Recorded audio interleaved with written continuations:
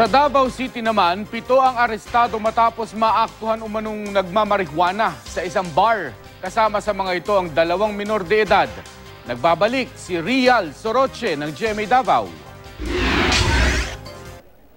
Sinalakay ng pulisya ang isang bar sa Barangay 9-A Davao City matapos magsumbong ang mismong mga opisyal ng barangay na may nagmamarihuana umano sa naturang establishmento. Naaktuhan pa ng mga pulis ang 7 lalaking umano'y nagpapat session. Minor de edad ang 2 sa kanila. Kinilala ang 5 nasa wastong edad na sina Hansel Pipito, Dexter Exclamador, Marvin Liquet, Dexter Corrales at Roger Ignacio. Pero ang mga sospek itinanggi ang paratang. Nag-iinuman lang daw sila. Magkaila atong high school.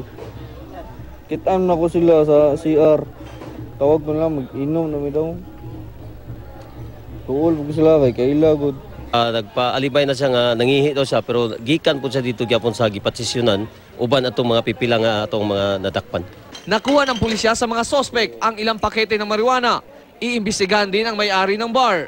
Nga pwede na to i-cancela ang ilang mga business permit. Labi na nga wala sila pagtagad sa ilang mga customer.